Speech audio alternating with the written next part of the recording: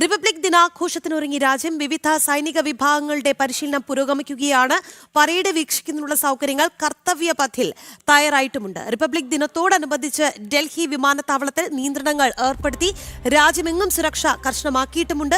പാക് ഡ്രോണുകൾ കണ്ടെത്തിയതോടുകൂടി അതിർത്തിയിലും സുരക്ഷ ശക്തമാണ്. വിവരങ്ങളുമായി ശ്രീകാന്ത് ഡൽഹിയിൽ നിന്ന് ചേരുകയാണ്. ശ്രീകാന്ത്, റിപ്പബ്ലിക് ദിനാഘോഷത്തിനുള്ള അവസാനവട്ട ഒരുക്കമാണ്. എങ്ങനെയാണ് രാജ്യം റിപ്പബ്ലിക് ദിനാഘോഷത്തിന് ഒരുങ്ങിയിരിക്കുന്നത്?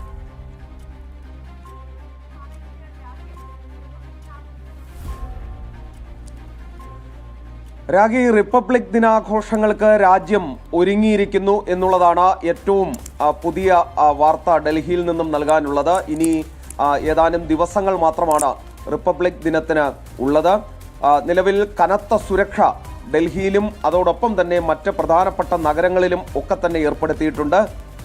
ഡൽഹിയിൽ ഇപ്പോൾ കർത്തവ്യപഥിൽ പരിശീലനം നടക്കുകയാണ്. നമ്മുടെ സൈന്യത്തിൻ്റെയും അർദ്ധസൈനിക വിഭാഗങ്ങളുടെയും ഒക്കെ തന്നെ പരിശീലനം നടക്കുകയാണ്. ആ ദൃശ്യങ്ങളാണ് നമുക്കിപ്പോൾ നമ്മുടെ വിൻഡോയിൽ കാണാൻ സാധിക്കുന്നതും.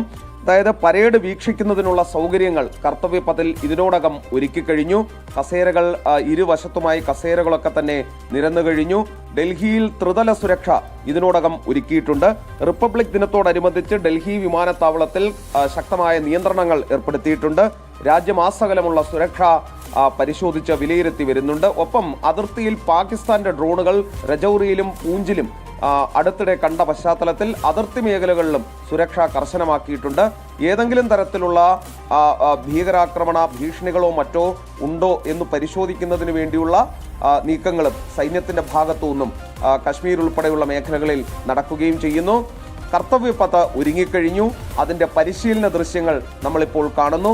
ഇനി ദിവസങ്ങൾക്കുള്ളിൽ റിപ്പബ്ലിക് ദിനാഘോഷത്തിന് ഇനി ദിവസങ്ങൾ മാത്രമാണ് ബാക്കിയുള്ളത്. അതോടൊപ്പം തന്നെ പാക് പ്രകോപനം അതിർത്തിയിൽ തുടരുന്ന ഒരു സാഹചര്യം ഉണ്ടായിരുന്നു. എന്തായാലും അതൊക്കെ നേരിടാൻ നമ്മുടെ സൈന്യം സുസജ്ജമാണ് എന്നുള്ളതും നമ്മൾ ഈ ഘട്ടത്തിൽ ചേർത്ത് വായിക്കേണ്ടതാണ്. എന്തായാലും ഇത്തരത്തിൽ പാക് ഡ്രോണുകൾ കണ്ടെത്തിയ ഒരു സാഹചര്യത്തിൽ അതിർത്തിയിൽ എങ്ങനെയാണ് സുരക്ഷാ ക്രമീകരണങ്ങൾ, നമുക്ക് എല്ലാ കാര്യങ്ങളും തുറന്നു പറയാൻ സാധിക്കില്ല എങ്കിൽ പോലും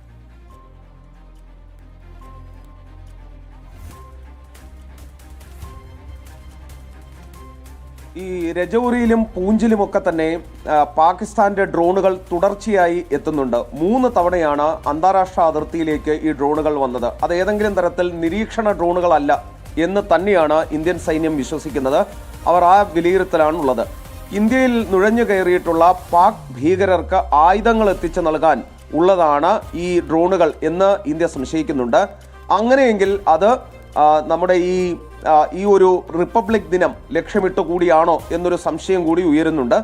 സ്വാഭാവികമായും ഇന്ത്യൻ സൈന്യത്തിന്റെ ഭാഗത്തുനിന്ന് കനത്ത ജാഗ്രത ആ പ്രദേശത്തുണ്ട്. ഇന്റലിജൻസ് ഏജൻസികൾ കനത്ത ജാഗ്രതയിലാണ്. ഡൽഹിയിൽ ഈ ചെങ്കോട്ടയിൽ സ്ഫോടനം നടന്നതിന് തൊട്ടു പിന്നാലെ കനത്ത ജാഗ്രത രാജ്യത്താകമാനമുണ്ട്. ഇന്ത്യൻ സൈന്യം കർശനമായ മുന്നറിയിപ്പ് ഇതിനോടകം തന്നെ പാകിസ്ഥാന് നൽകിയിട്ടുണ്ട്.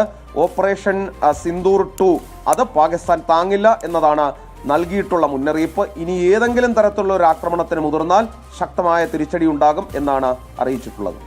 ശരി ശ്രീകാന്ത്.